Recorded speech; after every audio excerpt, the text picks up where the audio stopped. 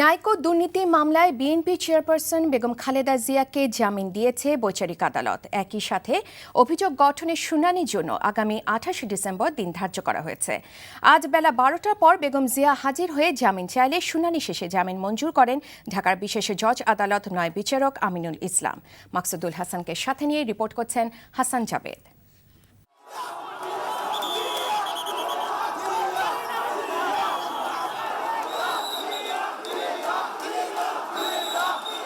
বেলা 12টার পরপরই BNP chairperson Begum Khaleda Zia আদালত প্রাঙ্গণে উপস্থিত হন। এরপর সোয়া 12টার দিকে তিনি এজলাসে হাজির হন। তারপরই তার জামিন বিষয়ে শুনানি শুরু হয়। আসামি পক্ষে শুনানি করেন বেগম জিয়ার আইনজীবী অ্যাডভোকেট খন্দকার মাহবুব হোসেন। রাষ্ট্রপক্ষ জামিনের বিরোধিতা করলেও সংক্ষিপ্ত শুনানি শেষে আদালত আসামির জামিন মঞ্জুর করে।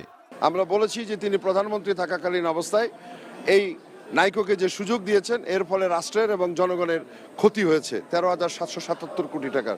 সুতরাং আমরা জামিনে আপত্তি করেছিলাম, কিন্তু মাননীয় আদালত উচ্চতর আদালতের আদেশের আলোকে তাকে জামিন প্রদান করেছেন।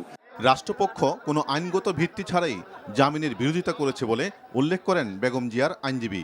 পূর্বে যে শর্তে জামিন ছিল, উনি জামিনে ছিলেন, সেই শর্তে তাকে জামিন দেওয়া হয়েছে এবং আগামী 28, 12, 15 তারিখে এই মামলা শুনানি থাকবে। দলীয় চেয়ারপারসনের হাজিরাকে কেন্দ্র করে বিএনপি ও এর সহযোগী সংগঠনের নেতাকর্মী আদালত এলাকায় জড়ো হন।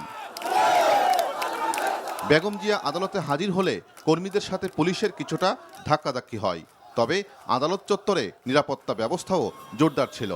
নাইকো দুর্নীতি মামলার বৈধতা নিয়ে জারি করা রুল গত 18 জুন খারিজ করে দেয় হাইকোর্ট। কানাডার কোম্পানি নাইকোর সঙ্গে অস্বচ্ছ চুক্তির মাধ্যমে রাষ্ট্রের প্রায় 13,777 কোটি টাকা ক্ষতি সাধনের অভিযোগে 2007 সালের 9 ডিসেম্বর খালেদা জিয়া সহ 11 জনের বিরুদ্ধে মামলা করে দুর্নীতি দমন কমিশন।